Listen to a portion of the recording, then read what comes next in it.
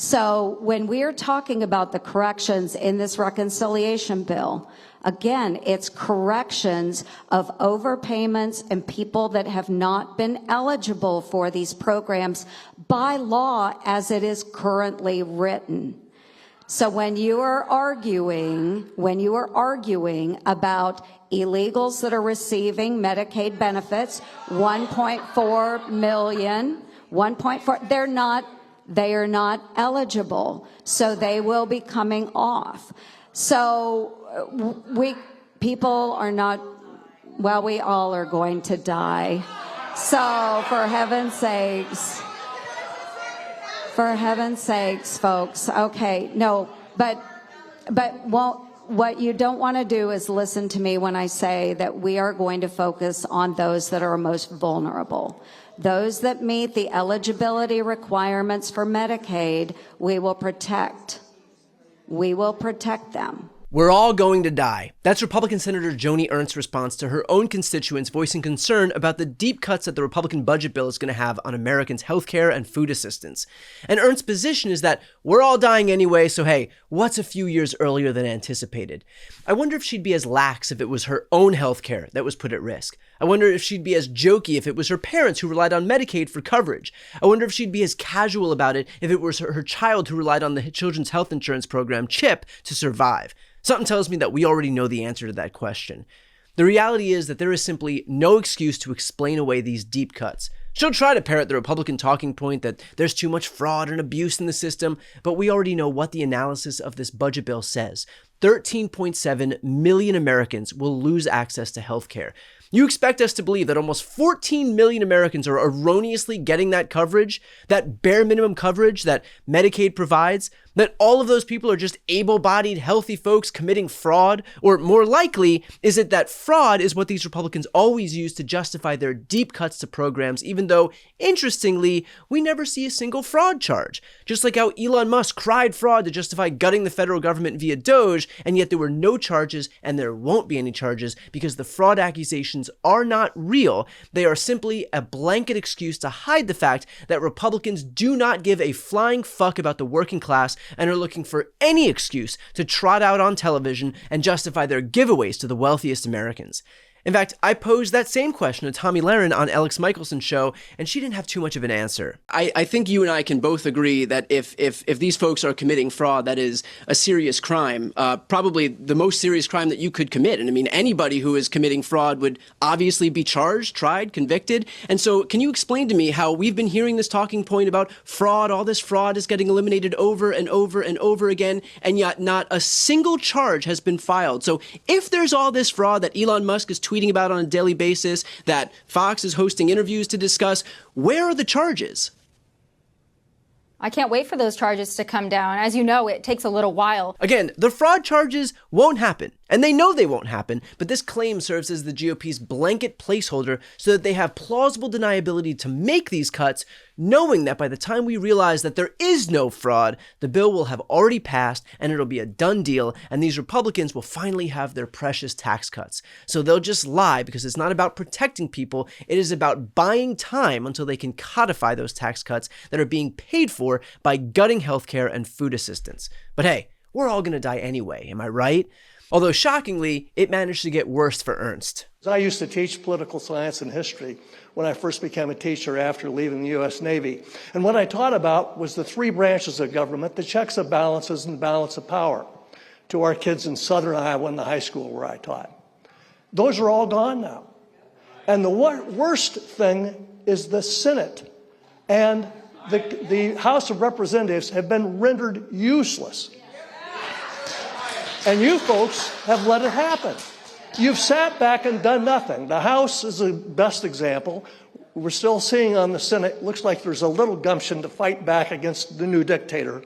But this has been like a Nazi blitzkrieg, and you folks have sat and done nothing. Now, I know that you were going to go against Pete Hegseth, who is an incompetent fool running the Department of Defense. But you got scared. So my question is this. Are you afraid of Trump? Are you corrupt like Trump?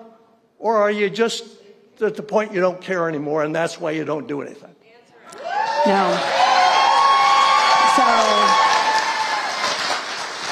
So, no, first, thank you for your service. I do appreciate that. Obviously, I don't agree because I don't think our country is being destroyed. On the other hand, I see that our country is being with the federal government, and because I've worked on these squeal issues for so long, I'm not squealing, ma'am.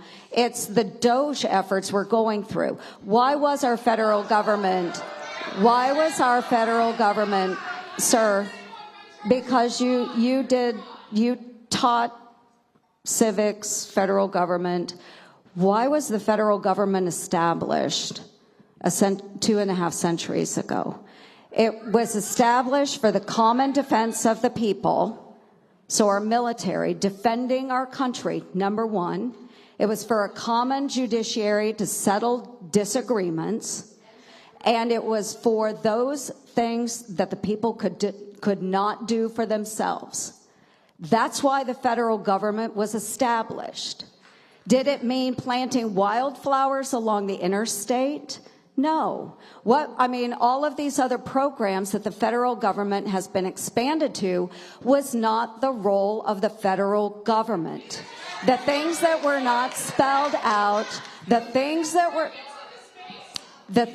were not spelled out into the Constitution were delegated under the 10th Amendment to the states.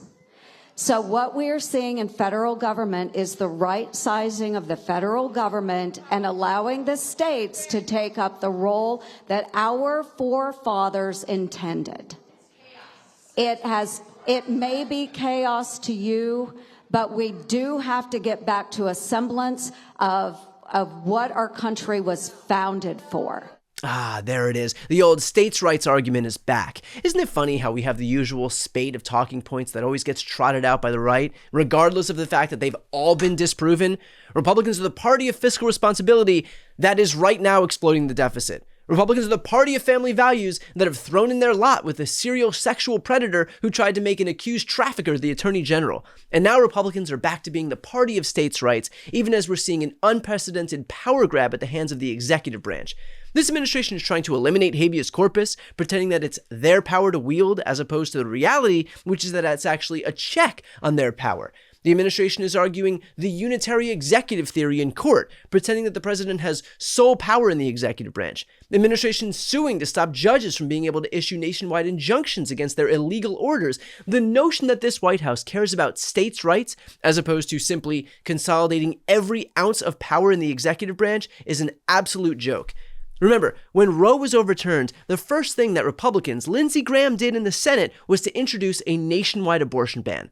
The battle cry is always states' rights until the moment it's not. So Joni Ernst can and clearly will lie without an ounce of shame, but luckily her constituents are not blind to her bad faith posturing. It's also worth noting that Ernst is running right now for re-election in 2026. But hey, I'm sure that this line is going to do wonders for her on the campaign trail. We all are going to die.